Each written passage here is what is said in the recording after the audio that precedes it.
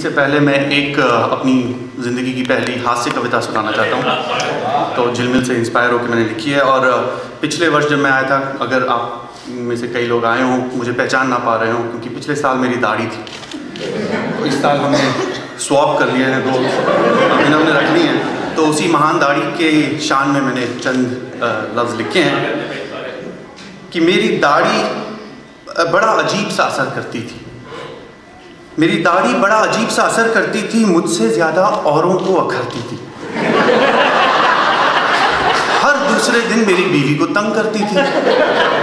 अच्छा प्लीज़ मेरे लिए शेव कर लो, अब ख़त्म भी करो ये नाटक। कुछ खबर है, भालू जैसे दिख रहे हो। आज रात को मैं हेयर रिमूवर लगा दूंगा। पहले विनती, फिर हुक्म, फिर उपहास और फिर धमकी। कर कराकर जहां मेरी बीवी ने गिव अप किया, वहीं मेरी मां ने पिकअप किया। बेटा माय नेम इज खान देखी है, बेटा माय नेम इज खान देखी है, मगर मां उसमें तो शाहरुख की दाढ़ी नहीं है। चुप करो और मेरी बात सुनो, ये संत बनने का सपना छोड़ो। बच्चों पर क्या असर पड़ेगा जरा सोचो, बच्चों पर क्या असर पड़ेगा जरा सोचो। बिना लड़े नाई की तरफ मुंह मोड़ो। तो बात यहाँ तक आ पहुँची कि मेरे दोस्त भी मुझे हाय हेलो की जगह नमस्कार करने लग गए। मेरे दोस्त भी मुझे हाय हेलो की जगह नमस्कार करने लग गए, और आते जाते लोग भी टिप्पणी हजार करने लग गए। ग्रोसरी स्टोर में माएँ अपने बच्चों से कहती, मुन्नू बिहेव। ग्रोसरी स्टोर में माएँ अपने बच्चों से कहती, मुन्नू बिहेव, वरना मैं दाढ़ी वाले अंकल को दे आऊंगी तुझे। मुन्नू बिहेव, वरना मैं दाढ़ी वाले अंकल को दे आऊंगी तुझे। दाढ़ी ना हुई AK-47 हो गई, दाढ़ी ना हुई AK-47 हो गई। साला निहित कौल से गब्बर सिंह बना दिया मुझे। खैर, इन सब बातों को नजरअंदाज करता हुआ मैं डटा रहा। अपने फंडामेंटल राइट्स की धुन पर मैं अड़ा रहा, क्योंकि उस दाढ़ी के फायदे भी बहुत थे। मेरी शायरी में फाइनली वजन आ गया था। अभिनव की शायरी में भी आपने नोटिस किया होगा इस साल काफी। मेरी शायरी में फाइनली वजन आ गया था। सवालों के जवाब में मजा आ गया था। जब कोई मुझसे कुछ सवाल पूछता तो मैं बड़े स्टाइल से अपनी दाढ़ी खुजलाता और बोलता, इट डिपेंड्स।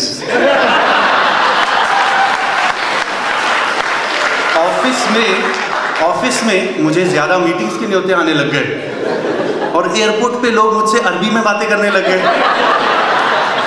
मगर इससे पहले कि आप सब अपने रेजर फेंक दें, उस दाढ़ी की कुछ खामियां भी सुन लें। कभी बच्चों को पप्पी देने के बीच में आ जाती, तो कभी खाने का जायका बढ़ा जाती। कभी बच्चों को पप्पी देने के बीच में आ जाती, तो कभी खाने का जायका बढ़ा जाती। कभी मीटिंग के बीच में खुजली आ जाती, तो कभी तरह तरह के कीटाणु पकड़ लाती। खैर, दाढ़ी का तो बस था बहाना। आखिरी पंक्तियां गौर चाहूंगा। दाढ़ी का तो बस था बहाना, खुद को मैंने चाहा छुपाना। सोचा घर में मैं ना रहूंगा, शायद हो ये मुक्ति पाना। चेहरा बदला मैं नहीं बदला, चेहरा बदला मैं नहीं बदला।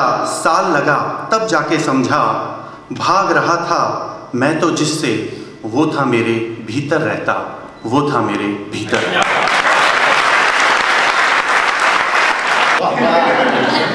भारत के ऋषि मुनियों ने पाला था शान से, जगमग थी ज्ञानियों पे दमकते गुमान से। भारत के ऋषि, निहित जी आपको समर्पित करता हूं कुछ पंक्तियां। भारत के ऋषि मुनियों ने पाला था शान से, जगमग थी ज्ञानियों पे दमकते गुमान से। नानक से और कबीर से, तीरथ से, धाम से, पहचान जिसकी होती थी साधु के नाम से। दे सकती थी जो श्राप जरा सी ही भूल पर, सूरजमुखी की पंख उड़ी जो आधे फूल पर।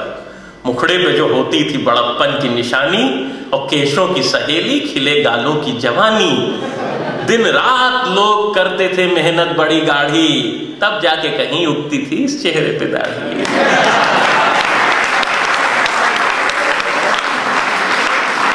भारत के ऋषि मुनियों ने पाला था शान से, जगमगती ज्ञानियों पे दमकते गुमान से, नानक से और कबीर से, तीरथ से धाम से, पहचान जिसकी होती थी साधु के नाम से, दे सकती थी जो श्राप जरा सी ही भूल पर, सूरजमुखी की पंखुड़ी जो आधे फूल पर। दिन रात चेहरे पे जो होती थी बड़प्पन की निशानी, केशों की सहेली, खिले गालों की जवानी, और दिन रात लोग करते थे मेहनत बड़ी गाढ़ी, तब जाके कहीं उगती थी इस चेहरे पे दाढ़ी। और दाढ़ी जो लहरती थी तो तलवार सी लगती, हो शांत तो व्यक्तित्व के विस्तार सी लगती। दाढ़ी जो लहरती थी तो तलवार सी लगती, हो शांत तो व्यक्तित्व के विस्तार सी लगती। दाढ़ी तो दीन दुनिया से रहती थी बेखबर, करते सलाम लोग थे पर इसको देखकर।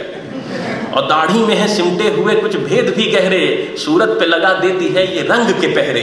दाढ़ी सफेद रंग की सम्मान पाएगी, भूरी जो हुई घूर घूर घूरी जाएगी, और दाढ़ी जो हुई काली तो कमाल करेगी, और मेहंदी रची तो रंग लाल लाल करेगी। दाढ़ी का रंग एक सा है छांव धूप में, सबको ही बांध लेती है ये अपने रूप में। और दाढ़ी के बिना चेहरा बियाबान सा लगे, और भूसी के बाहर आए हुए धान सा लगे। दाढ़ी के बिना चेहरा बियाबान सा लगे, भूसी के बाहर आए हुए धान सा लगे। दाढ़ी से रौब बढ़ता है जुल्फों के फेर का, दाढ़ी तो एक गहना है बबरीले शेर का। और चेहरे पे बाल दाढ़ी के जब आके जमे थे, लिंकन भी तभी आदमी महान बने थे। खामोश होके झूमती थी मौसम पे खुमारी, खामोश होके घुलती थी मौसम पे खुमारी। शहनाई पे जब झूमती थी खान की दाढ़ी, और मखमल सरीखी थी गुरु रविंद्र की दाढ़ी, दर्शन में डूब खिली थी अरविंद की दाढ़ी। और गांधी जी हमारे जो यदि दाढ़ी उगाते, गांधी जी हमारे जो यदि दाढ़ी उगाते, तो राष्ट्रपिता की जगह जगदादा कहाते।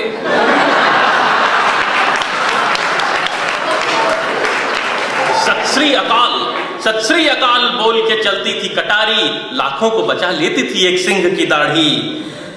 और खबरें भी छपती रहती हैं दाढ़ी के शोर की, तिनका छिपा है आज भी दाढ़ी में चोर की।